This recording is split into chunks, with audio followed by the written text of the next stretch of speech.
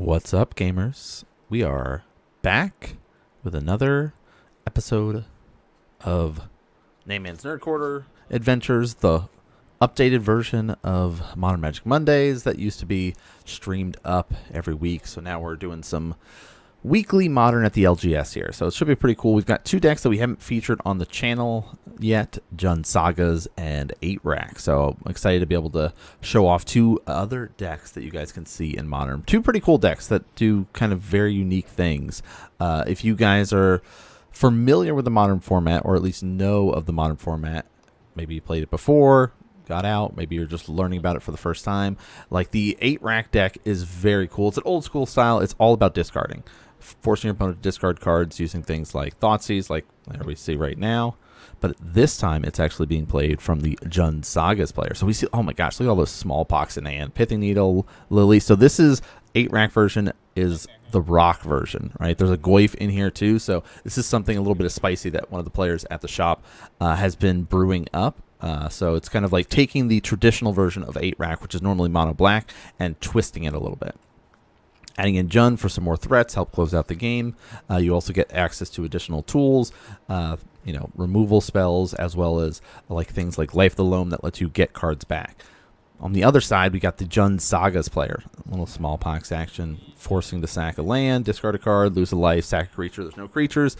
But this is kind of that risky play of being like, all right, my hope is that my opponent kept maybe a greedier hand, and I can kind of get an advantage here.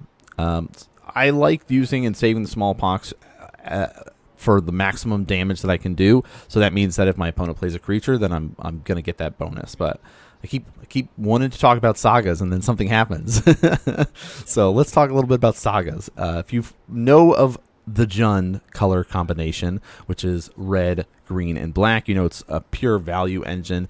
And look at this little, just like stripping away, double smallpox and no more land. So the Saga play is like the traditional Jund, right? It's running Thoughtseize, it's running Fatal Push to kind of kill off creatures. It's got Tarmogoyf, Orcish Bowmasters in here. Oftentimes players will run like Ragavan, but the main thing is having access to this enchantment land here known as Urza's Saga here. That little like Saga ability allowing us to be able to tutor up things like the Shadow Spear. It allows us to tutor up things like Nihil Spellbomb, Pithing Needle. You get access to some tools to help you. But Dauthi Voidrocker coming out to be able to kind of start exiling things. And so like we've got a threat out here. Lily's here, so we can do some upticking, forcing our opponent to be able to discard a card.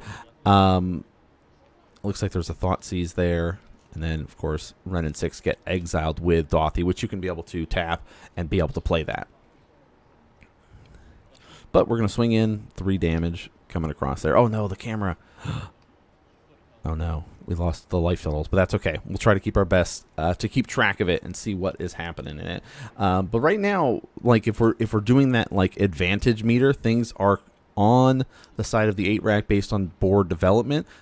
The thing is, yeah, that's the danger of having that Urza Saga and playing the Lily there. Like, yes, you want to strip away a card from your opponent, but knowing that Urza Saga is about to tick up, like this kind of pushes them to going, oh, I'm just going to lock out your Lily. If you wait a turn, then you can kind of have that advantage to go, okay, could potentially get a Nihil Spellbomb. He'll probably get a Pithing Needle. You know, the most obvious choice is to play Liliana. So at least him doing it in that order, he guarantees gets at least a discard. A little Fatal Push action going here. And now we're in this awkward position where we were hellbent and now we're drawing up, but our Lily's locked. So the longer the game goes, the better things are for the Jund Sagas player in this position, just for the fact of the specific threats that our Sagas player can start deploying. Things like Orcish Bowmasters, Tarmogoyf, these types of things. We saw the Wrenn and 6 is available. Like, there's ways to kind of start getting advantages over the 8-Rack player who is missing the key enchantments or artifacts to be able to, there's a Dash Monkey, which will be met with a Sheldrig's Edict, forcing him to sacrifice a creature. Yeah, so okay, there we go. Getting some removal in. But the key enchantments or artifacts we're talking about is the rack. So if your opponent has fewer than 3 cards in hand, then they start taking 1 damage for each card fewer than 3. So if they have 0 cards, they take 3 damage, and it kind of ticks down from there, 2, 1, so on and so forth. The other one, of course, is Shrieking Affliction there from our Return to Ravnica set. At the beginning of each opponent's upkeep, if that player has 1 or fewer cards in hand, they lose 3 life. So these 2 little just like splash damage. Let's get you with a little bit of this. It's the way the deck normally wins, and that clock is very slow, which makes it very tough if you don't have those online early. Of course, players are running Urza's Saga in ways to kind of find the rack, which is awesome, but it's still a tricky deck to navigate because now we have a threat out. All right, Scavenging Ooze is here. There's plenty of things to eat. A Thoughtseize getting used just to try to strip away that last card, which is a Bowmaster, so getting that out is nice. But the Shadow Spear is going to be online next turn. He can eat stuff this turn as well. Yeah, there's the equip. Shadow Spear, extremely powerful. One of the kind of like most versatile and useful equipments to see play in Modern. You'll see it in many decks, not just like the Shadow Spear, or not just using Shadow Spear in Jund Sagas, but also in that Hammer Time deck, which, you know, is kind of the go-to equipment deck of Modern. But some Raven Crimes action here. Let's strip away more cards. It's got that ability that you can discard a land to retrace it, recast it, essentially returning it to your hand. You got to pay the mana cost again.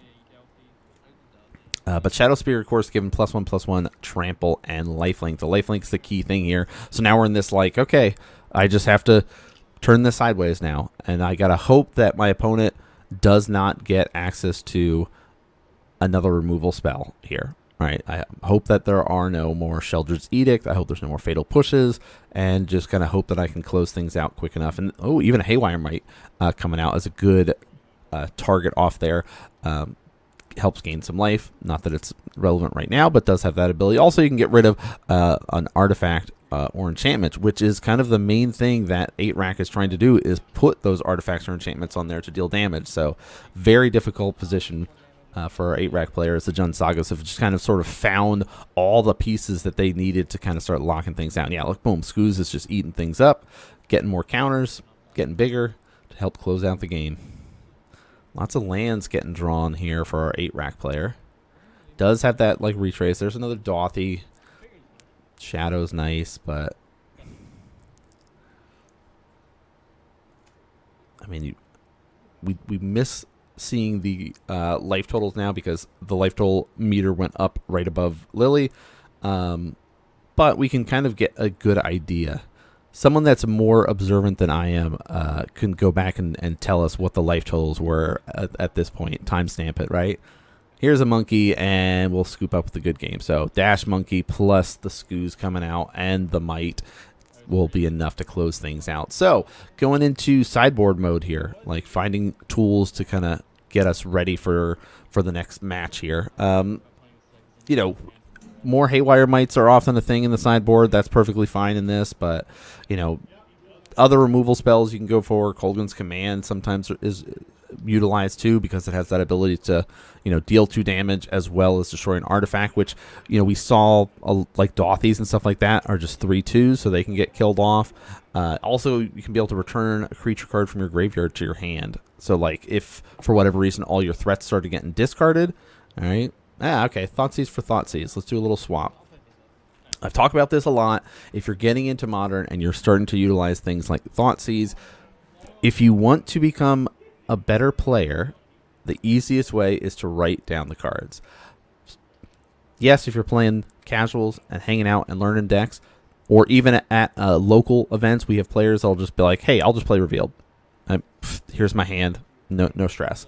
But I do, you know, commend players that sit there, write all the cards down, and then they are crossing them off or making some way to denote what it is, because the more information you have, the better decisions that you can make, because you can see much more lines of play on how to interact in certain matchups or against certain decks.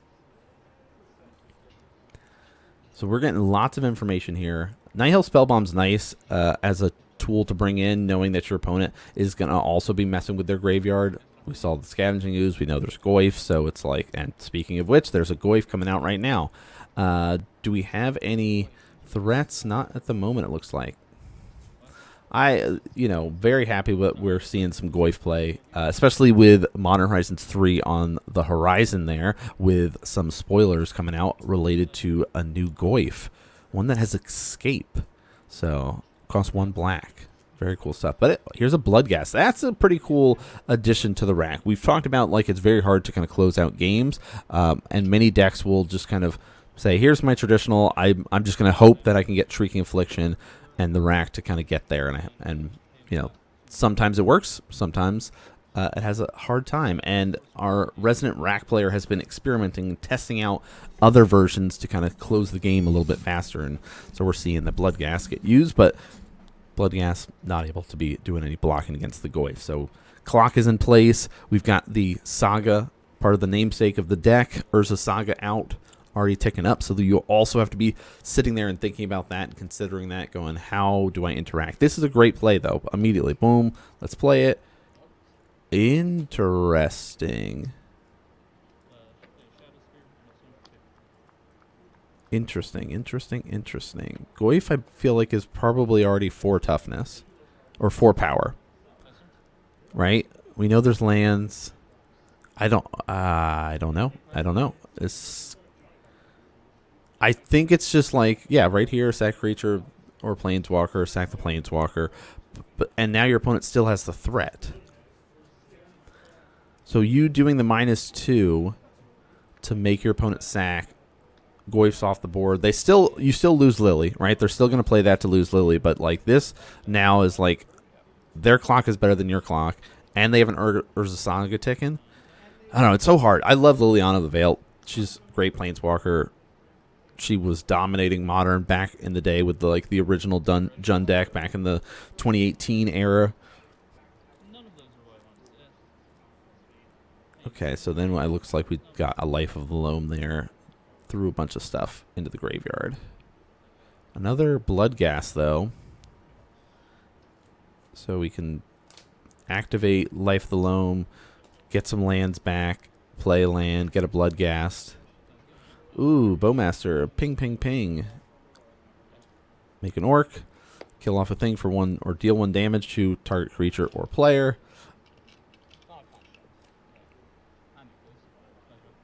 I guess any target, right? Is that how they're writing it now? They don't redirect damage from planeswalkers to, or from players to planeswalkers anymore.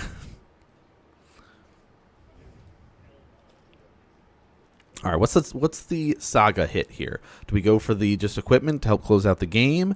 Do we get a Veil? Ooh, unique pick. I love seeing that. Pyrite Spellbomb is the choice here. So we've talked about Goyf just being able to get bigger.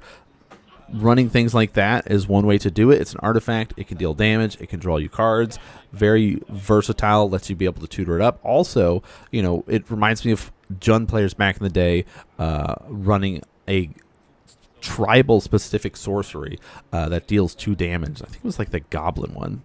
Anyone remember the name of that Goblin sorcery that players would be able to run in Jund because it was a tribal effect, so their Goyf would get bigger? But if you don't, leave a comment, let me know. But that is the kind of closeout there. I don't know. I think that game really came down to the Goyf staying on the board there, right? It closed out the game so quickly after that. So Jund Sagas takes the series 2-0. That seems like a tough matchup for the 8-rack player. I love seeing 8-rack as a cool deck, discard focus, but that was a difficult one. There will be deck lists coming up on the Moxfiled link in the description if you guys want to see that. Check that out. But thanks so much for tuning in and watching. Quick, easy games today. But we'll see some more games next week. So thanks for tuning in and watching, everybody. And I'll see you all next game.